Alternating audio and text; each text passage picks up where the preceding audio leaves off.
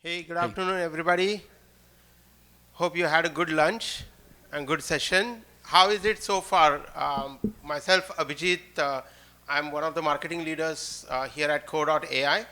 I've been with the company for almost now 5 years, so I have seen a pretty good evolution and progression of our company from nobody knowing to pretty much everybody knowing the company today. So that's a good scene to see. But I just wanted to, see because, we've been working for last several weeks, months to put together this conference and wanted to get some quick feedback. How has it been so far? How many of you have been here for last couple of days? Pretty much everybody. Okay. So is it good in terms of interactions, the panels, the showcase that we had? It's good? Excellent. So that's a good because, I was telling somebody pretty much pretty late nights, almost 2:30, 3 o'clock in the morning, we are going to bed and then coming up again at 5:30, 6 o'clock. But it's not tiring just because of all the faces and the energy that you guys pass on. That's so tremendously important to us to run this entire show. So again, thank you so much for coming to this show, this discussion as well. It's going to be very interesting. Last year also we did it, and I'll get into that one also. But let me introduce my colleague here, Mike Farrell. Mike, why don't you introduce yourself formally so I don't... thank you. Go ahead. Thank you, Abhijit. My name is Mike Farrell. I've been in the research game, a strategic consultant for the past 25 years or so. I'm getting a little embarrassed how long I've been involved with that. And I'm currently the president and chief strategist of a firm imaginatively titled Farrell Insights. And we're based up in Toronto area, GTA, but have clients all over North America, some international ones.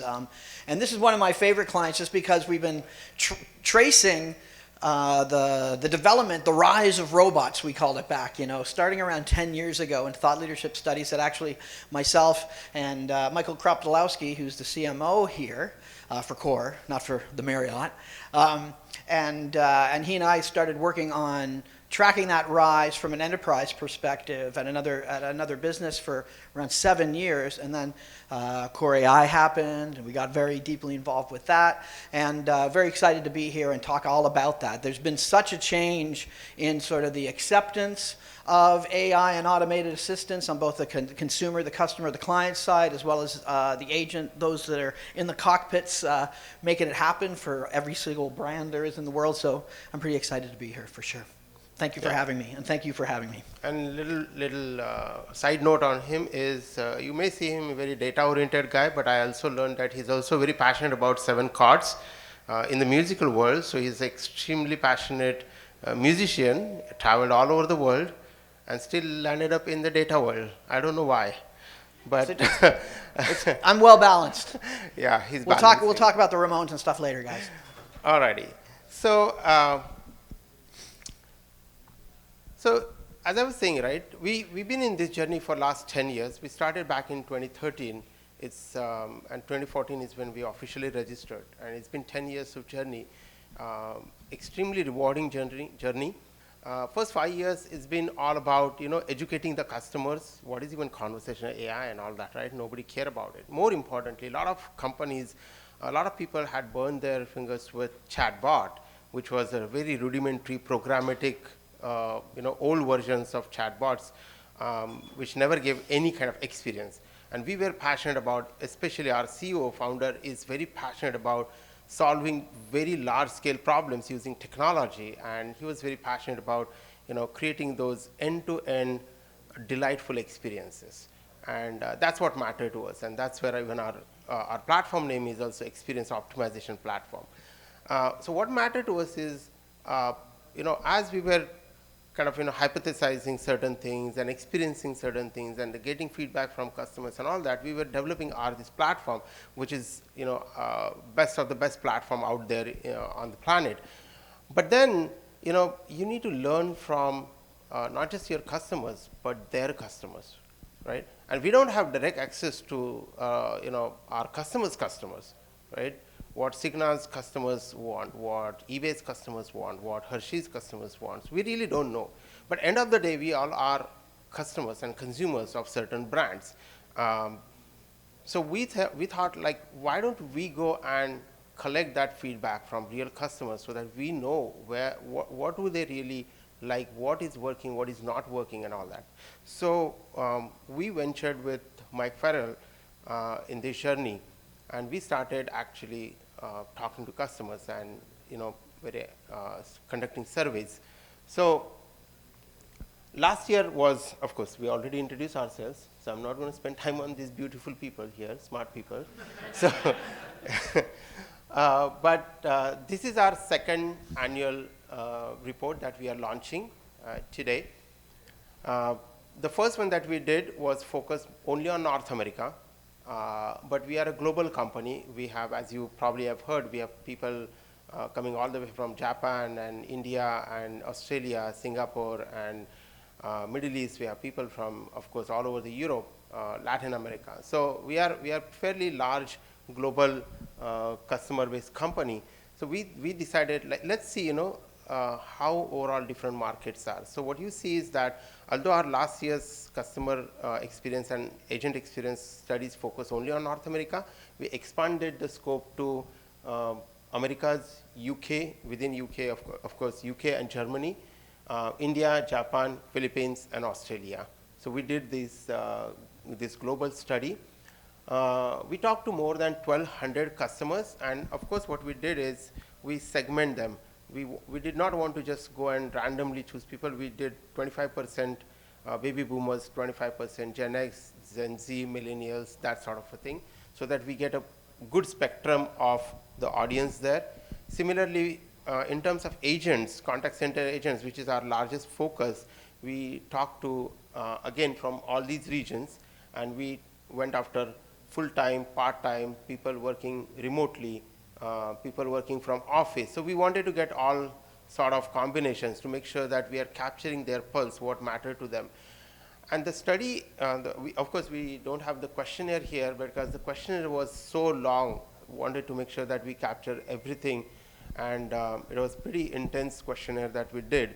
So it's a very serious research that we have done. Just to kind of give you a snapshot here, as you can see, that's a global picture that we have.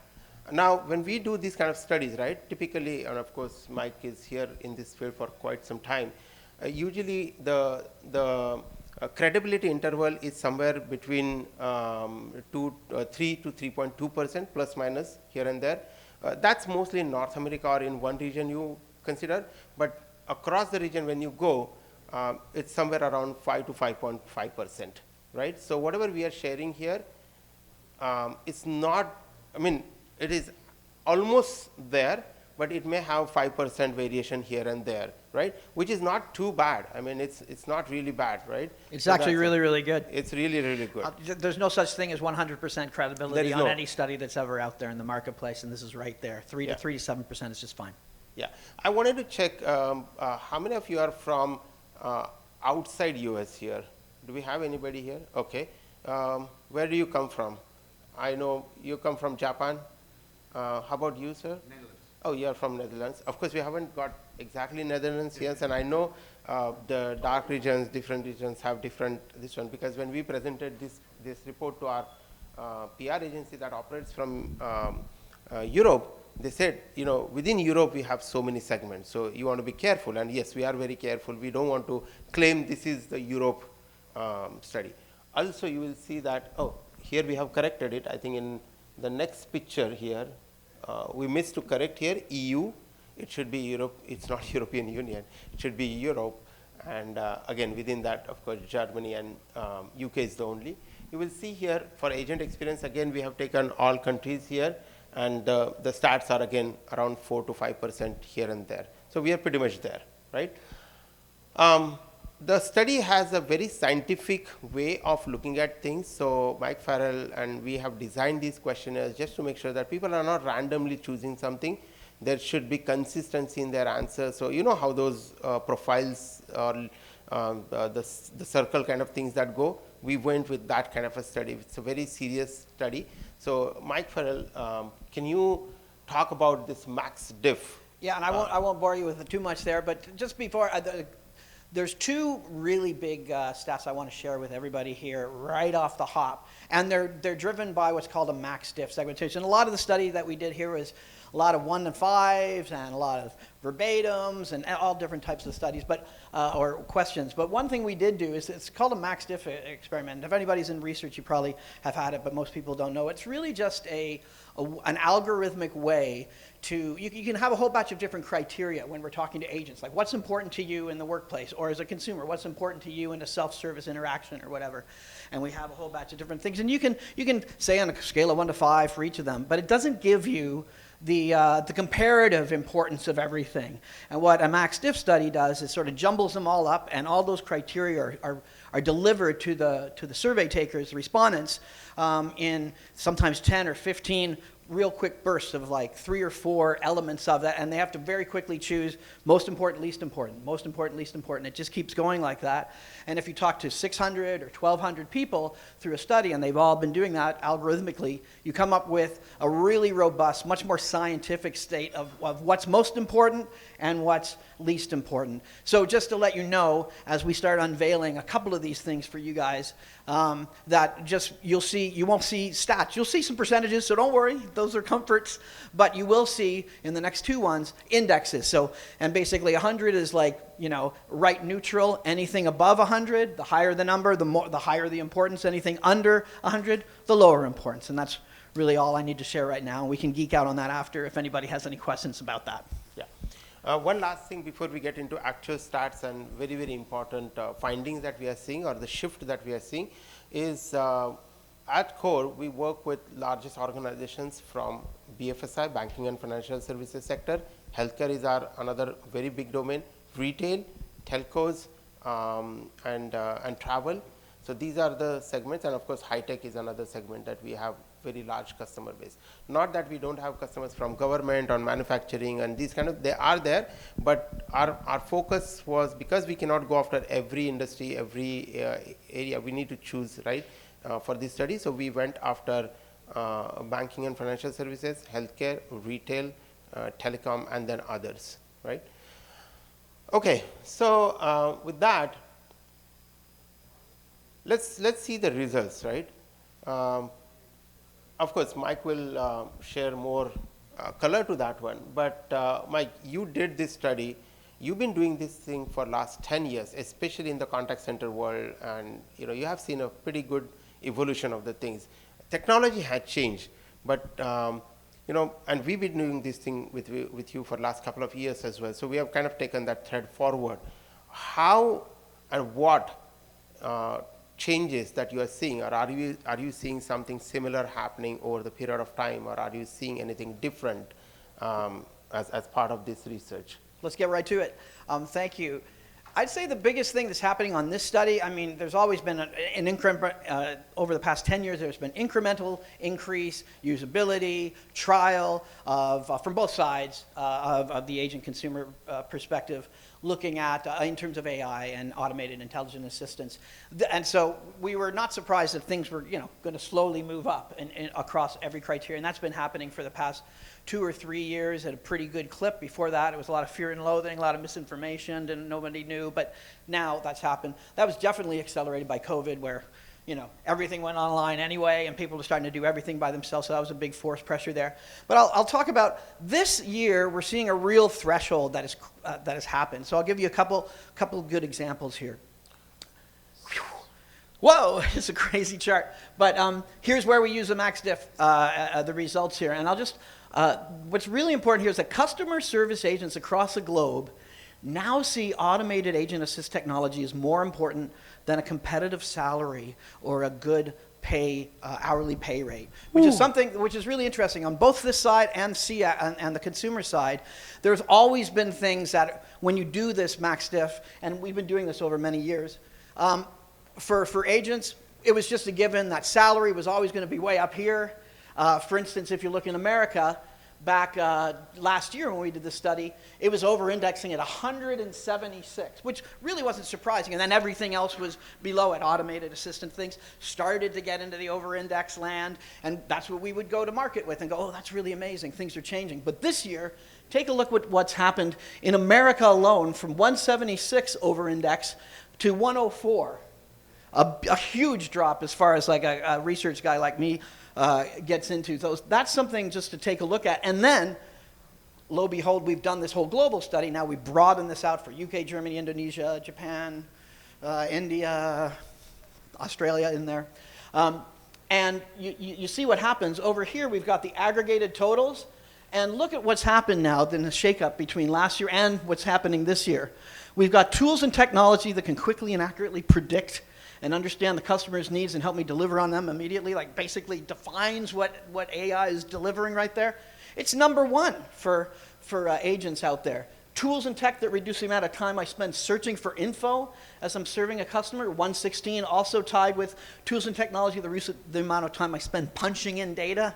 Agents hate the after report. And then we've got a competitive salary or hourly pay rate. So that's never seen that before.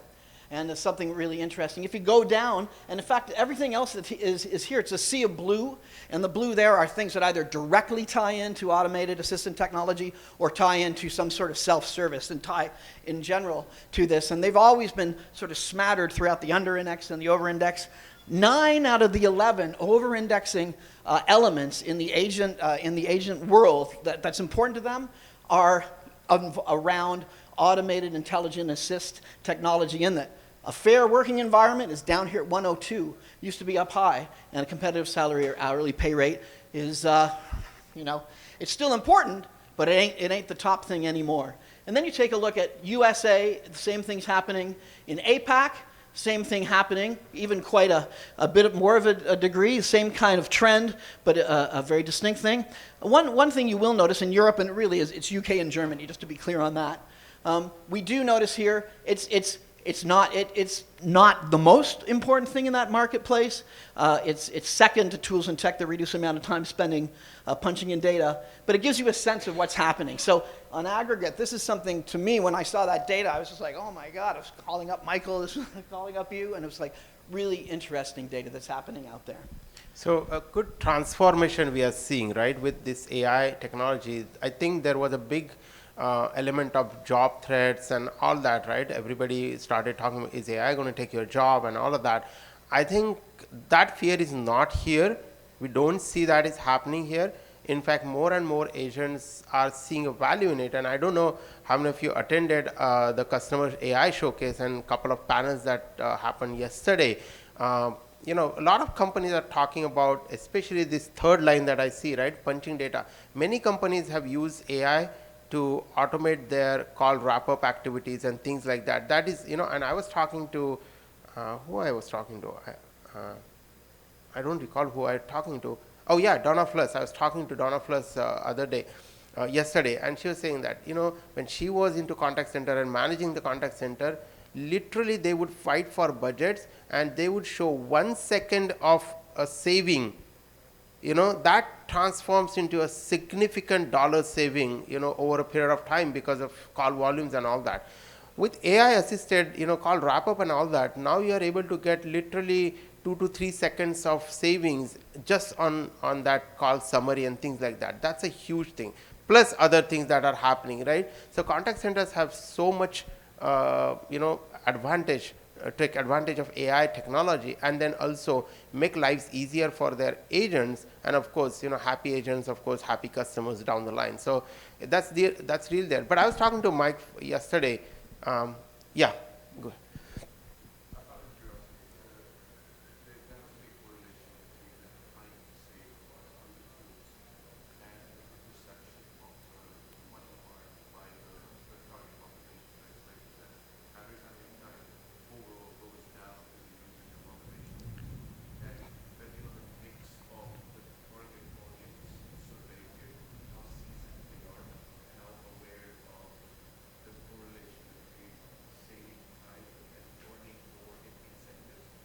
True.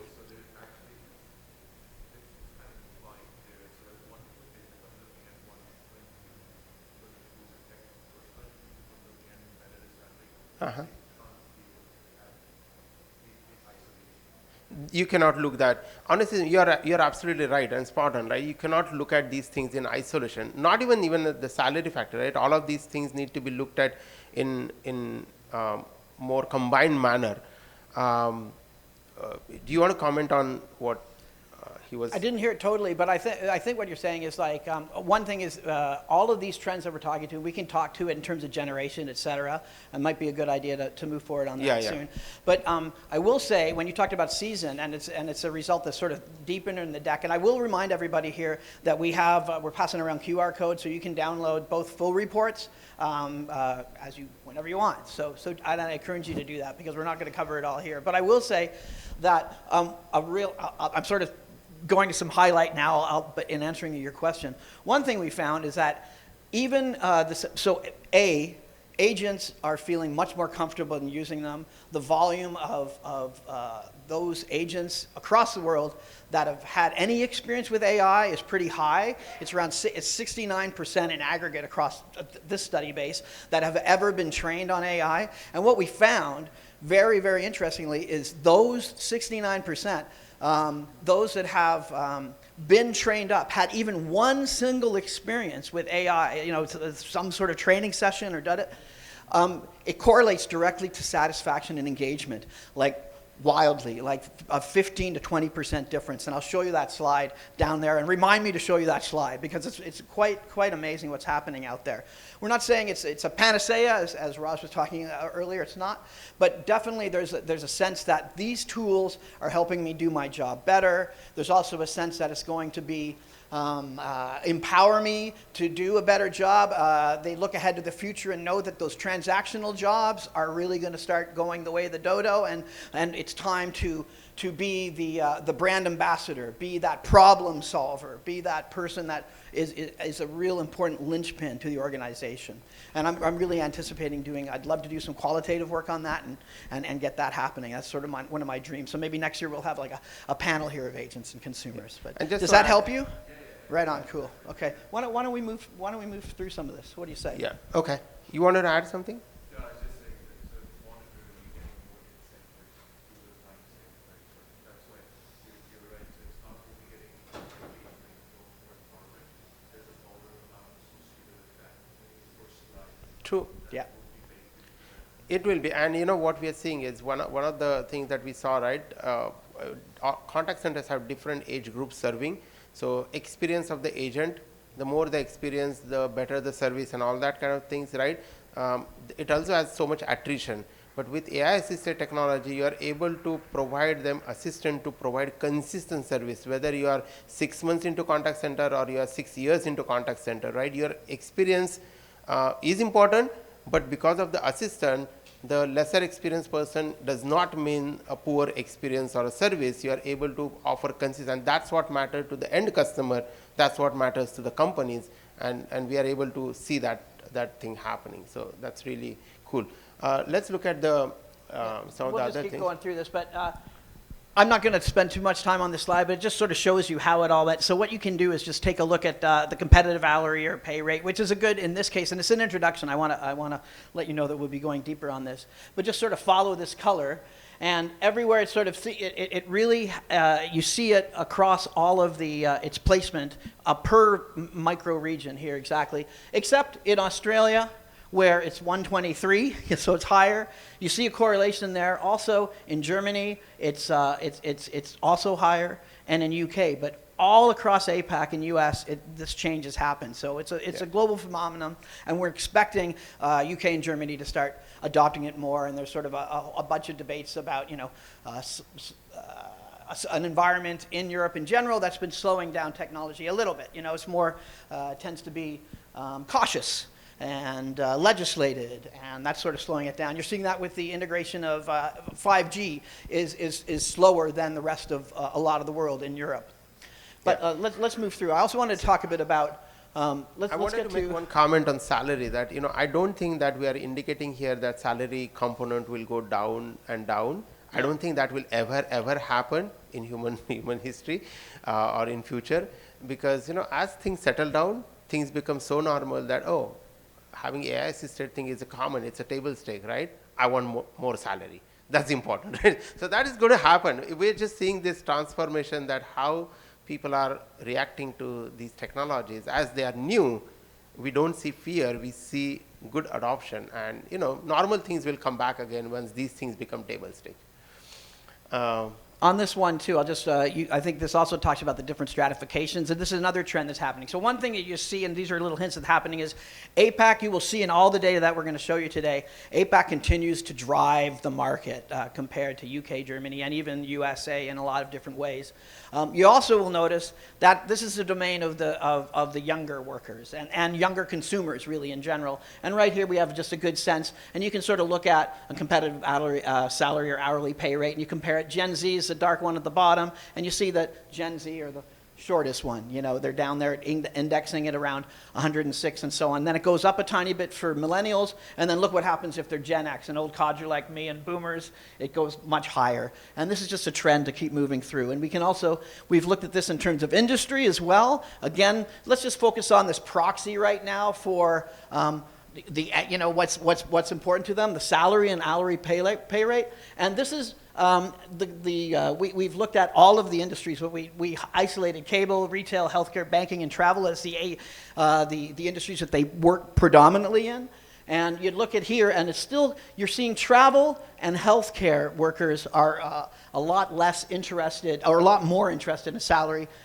Still interested in all of the technology, but it's something that we saw through this as well. And particularly the healthcare field tends to be maybe more personally related, and AI isn't as part of their world right now compared to some other ones like cable, retail, where it's like boom, boom, boom. That's where the action's happening.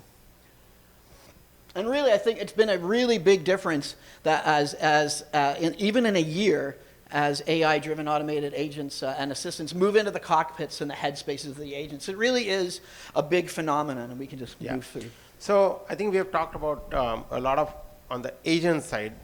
I think we are going to shift into the customer, right? Yeah. So are there any comments, any questions before we get into the customers' feedback? We'll be going back and forth through them too. Yeah. Okay. Let's dwell into now. And so we saw that big piece there in terms of one key element. I want to get to a lot more here as we can.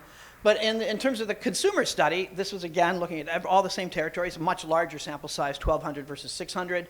And you're seeing, as with the agents, where salary is always up high, every time we talk to consumers, getting that big red button that's going to give me a live agent has always been the top thing. Yep. It's always been, and we just accept that. And it's human nature. I had a lot of discussions. I'm glad it's being addressed by Forrester, Gartner, Raj. It's good that we're talking about the elephant in the room and the sort of mass public opinion about loss of jobs, et cetera, that may come from AI in whatever workplace.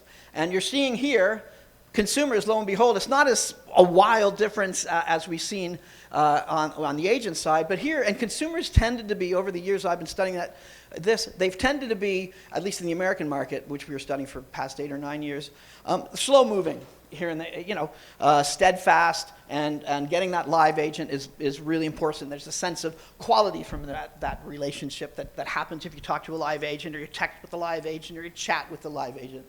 And lo and behold, here we are again, and it's not the number one thing anymore. Ability to get a live person if needed is still over-indexing significantly high compared to a lot of other options, but it's effectiveness and accuracy that are really driving the boat for consumers now. And we're seeing the shift downward. It's not, so they're not as scared. It's a good indicator that the consumers, wherever we are less fearful, less skeptical. And of course, they've had trial over it increases every year, every day, really. And so that creates confidence, et cetera, in terms of this. So I just take a look at, and very briefly, I might, again, look at what's happening in APAC. So that's an aggregate over there on the left. That's aggregate total. Over here we have US, 198 and a drop down, 5 points. That's significant. It's tied now as the most important thing. Before it was like that big gap I was talking about earlier. But then you look at UK and Germany, similar stuff, but it's not number one anymore. That's interesting. But look what happens in APAC. Your APAC consumers, It's like get that red button to get me a live agent is significantly less important than almost everything else that we studied here that are over-indexing. We're not. You can get the under-index in the big report. It's very exciting, but you got this here, and you just take a look at it here. It's more important than everything here, or it's less important than everything here, joining ease of use and speed, and then everything else: security, accuracy, effectiveness. And that big red button just isn't as important anymore. No, since I come from India, I can vouch for this to some extent, at least, that, I hate waiting on the call, getting to just connected, right? First of all, forget about I'm connecting to a live agent and all that. Nowadays, if there is offering, take for example, my bank offers us a conversational IVR, and I'm very happy with, okay, I can get few things done very quickly, or I go to a website and I get few things done very quickly. I really don't want to wait I've been on calls literally 45 minutes, an hour long, listening to that music just to get connected, right? And nobody has that long patience or time to kind of, get connected unless it is that critical.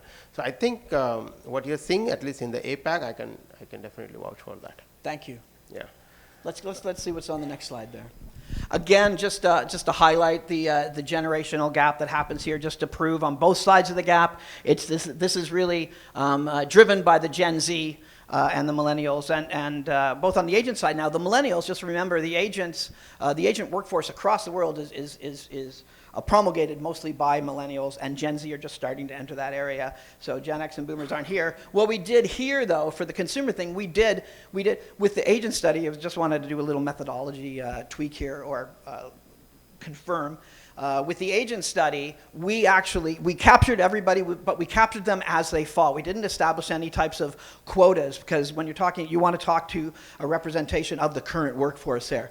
While in a consumer study like this, we broke it out, all even stratifications of each generation, so it gives us a good comparative. That's a good thing to do. So I think the only point here is it's being run by Gen Z and millennials. So and then Can I share a personal story here? I mean, just what I see here is a very interesting thing. Just a few months back, we were having a family lunch going on. Of course, regular happens, and my son was like texting, right? And I'm like, why don't you just pick up a phone and talk to your friend, right? When is he coming? It's very easy to coordinate. He said, no, we don't call. I said, what do you mean you don't call?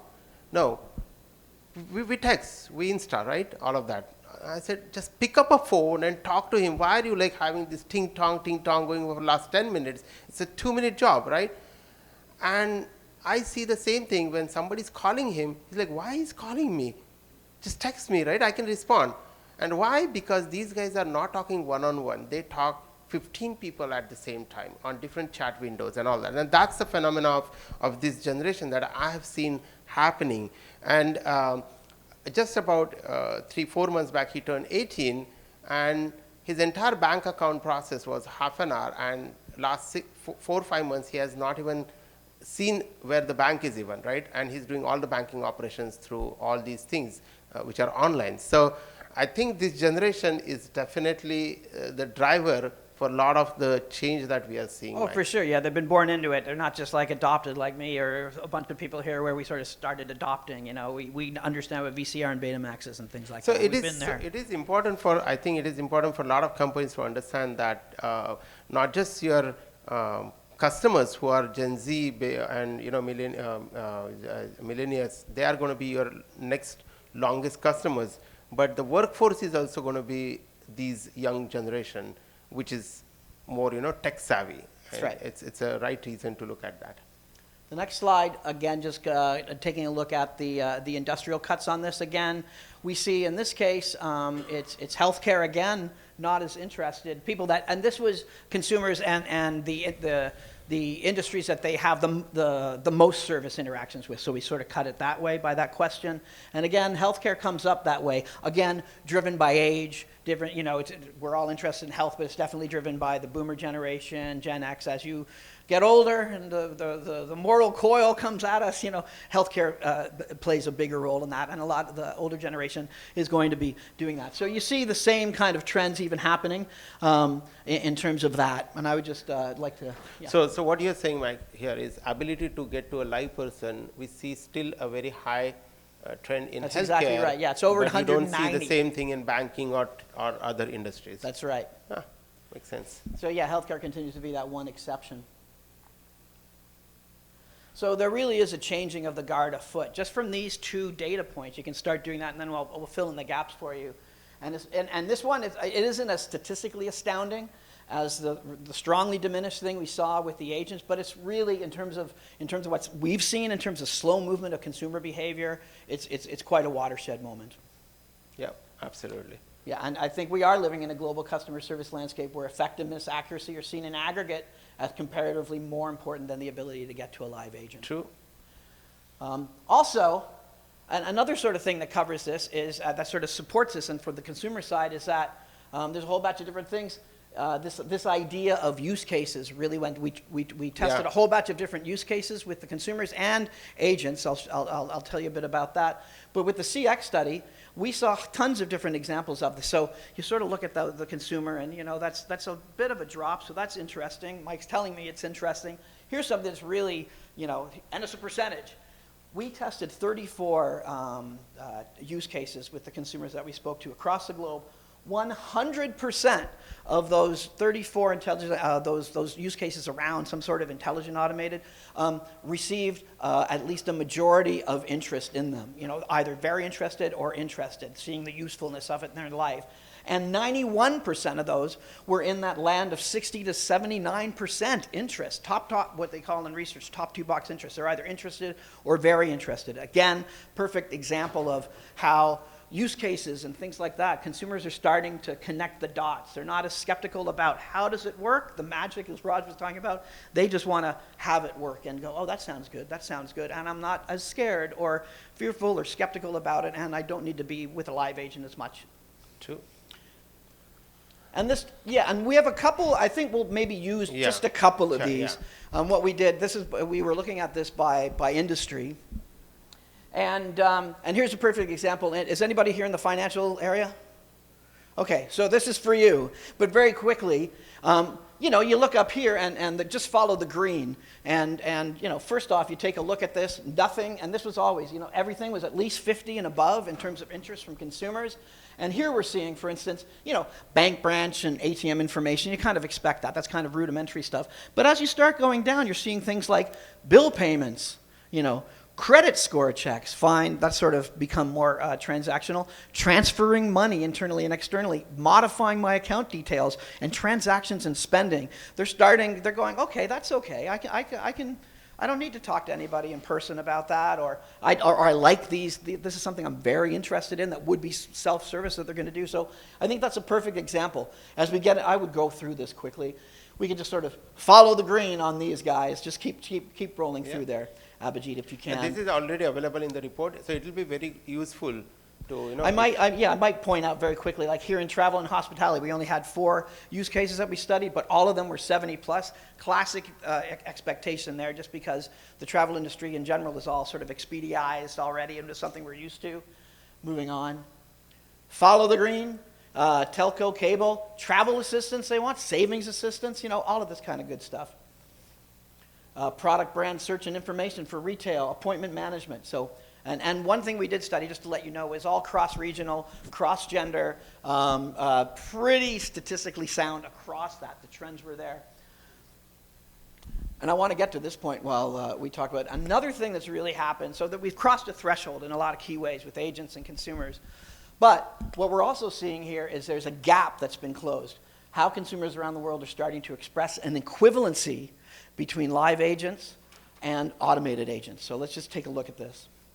Thank you, Abhijit. We'll keep moving. So really there's only a slight statistical difference now, a small line existing between both the expected and the actual rated performance of consumers across the globe. In terms of intelligent automated agents, which is 71% aggregated faith in that, trust in that, versus 76% in terms of their expectations of performance. So let's get down to this. I want to show this to the crew. not the squiggly line, but there you go. This is really fundamental. Of course, we looked at all those, around 20 or 30 aspects that's important. And if you take a look here, Harold, get over here, because I think this is really fundamental. You look here, up here it's the expected performance. So we asked them, how do you expect all of these different types of intelligent modalities are going to perform for X, Y, and Z? And I can show you some of them later, but the aggregated result was 71% in terms of top two box. It'll be excellent or good, which is really good. You compare that, and then over here we've got the expected performance of all interactions with live agents. We aggregated that together, and it's just a 5% difference now. I mean, last year it was a 6 or 7% difference. The year before that, it was around a 10% difference, and we were always saying the gap is closing. It's happening, and now, in this study, what we did, we also asked all the consumers, we asked them and the majority of them had automated interactions in the past. We had them reference their most recent one and give us the rating on that. And there you see aggregated is 71 to 76, but when you take a look at it by region, it's 72% in the USA. It's a 4% difference in terms of the aggregated global expectations for live agents. In APAC, it's equivalent with the overall aggregated piece, and in APAC, the gap is a little wider as usual. So it's neat. As a researcher, you like to see these trends continue to start supporting each other, and you see that happening. And even if you compare it 72 to 79 USA, 7% difference. APAC is statistically identical, and in Europe it's a little further off. But there's a real closing of the gap that's happening out there. There's a nice slide coming up. We're doubling it up. And here's taking a look, and I would just say take a look at the areas. It's a lot of numbers to take a look at, but again, APAC at 76 aggregated. This is the actual rated performance of intelligent automated agent interactions. It's 76. Gen Z also 76. You're seeing millennials, even Gen Z or Gen X providing some really, really good results here. Ratings, actual ratings of what happened. Of course, the boomers are the ones that are curmudgeonly and, they're not there. But I would say even that's a win for AI, that the boomers are, it's still a majority of them saying, it was all right. And I would say that.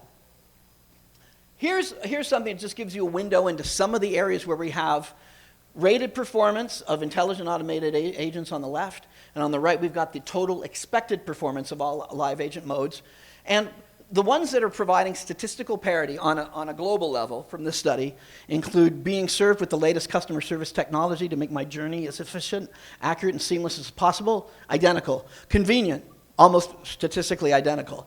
Being able to use my conversational voice, 69 to 70, identical. Personalization, and even creativity. And it's the idea of there, like coming up with new solutions, new creative way to solve my problem. They're seeing that.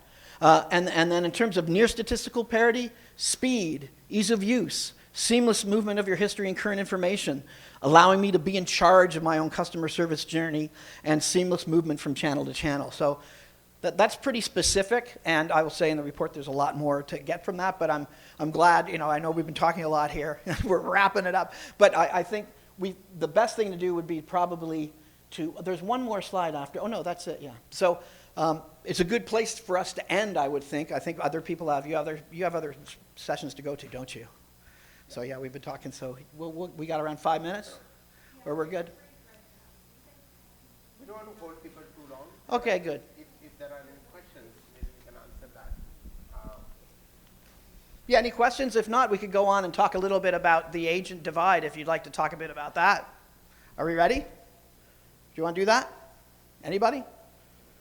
Okay, good, thank you. So another thing that we discovered in this is use cases with the AX. And this, again, with all of the agents, every single use case that we tested with the agents across the globe, we saw that the rolled up averages in terms of usefulness, 76%, very, very strong results. But we then asked these agents, hey, is this functionality available right now in your call center, your customer service center? and only 38% of all the agents that we talked to said, yeah, these functionalities, these use cases are here in my call center now. And in fact, if you roll this up, it's like 62% of agents, our call centers that our agents are working in globally, it's either partially or not at all available in their call center. So there's a big disconnect that's happening right now between the 76% usefulness in all these use cases and half of that being actually implemented in their call center now. So it just shows that, obviously it's a growing industry, but there's desire, there's need, the agents are calling for it, and it's, in some cases they're going, when I'm seeing all these things, I keep saying, these are more important, and lo and behold, competitive salary isn't in as high in the mix as it is now, was. So I think that's interesting. Just a very quick look here. Just look at the parity, and this is happening. These trends, there's small differences. For instance, if you look up top, that's oh yeah, we didn't put that on. That's supposed to be USA is left. Yeah, no, keep going. Thank you. Yeah, just show it. That's fine. That's US on the your left at 57% low availability versus in APAC it's 62, and then in Europe it's 47, 57, 67. It's 66. Similar though, if you just follow the red pies, and the same thing is happening across every single industry. So that's a really interesting trend, and it really shows that there's a disconnect and a gap that's out there that's ready to be filled by these automated solutions. So really it's time to unlock the potential. It's time for call centers to step up and give what the agents really want to have in their cockpit as they start serving this area. And here was that slide. I was talking about satisfaction, and you just look here. Have you ever been trained up on automated assistants using AI? Yes, no, follow the blues. It's basically all 90s or 80s in terms of satisfaction. The total is 92 versus those that have not been trained up, 73. So it's a perfect example there of the really invaluable tool and sort of churn reduction tool that automated assistants can play. And it's driving satisfaction. Another thing that we saw is we asked all these agents, if you go back to that'd be great. We asked them, we had a whole batch of things, agree or disagree with around 30 or 40 different pieces. And one thing that anywhere, we had a sentence that started with, I would like to see more use of automated assistants in my workplace. Just that, it was always higher. And what do they want to do with that? They want to, 73% said, to help me serve my customers more accurately, to give me more time to cross-sell or upsell customers, to help me cut down on the time I spend searching for info, to help me cut down on the time I spend punching in data. But then these ones at the bottom really get me. This is to help me serve customers more quickly and efficiently. They know that bothers them. And this one, to give me more time to connect with the customers I serve. They want that human connection. That little bit of extra time is invaluable to agents. So I think that adds that sort of human sheen to everything that we're talking about here. And my God, you guys are sticking around to the end. We'll do one last slide, and I think we're good. Going. And finally, I'll just let you know, we had another stat that everyone agreed to. 71% of the agents that we talked to said agreed with the statement, the increasing implementation of automated assistants to access and route customer needs is a good thing for the customer and the agent alike. And you take a look at this over here, the numbers, those that were trained, higher, those that weren't, they still kind of agree with that concept. Females versus males, statistical parity. Gen Z driving the boats, millennial driving the boats, Gen X not so much. And this is transcending the size of contact center, transcending whether even if they're looking for a job outside of the industry or staying where they are. Interesting how that parity has happened right across this. And again, USA at 76, APAC at 76 agreement, and UK and Germany, not the Netherlands, at 61%. So really, that's the end of sort of the highlight reel. I would encourage everybody here to download the CX and AX reports. There's tons of data there. I'm going to be around at the party. I guess we're going to be 80s mode. We can talk about that there. So thank you so much for your time. Thank you, Abhijit. Thank you so much, Mike. Thank you so much.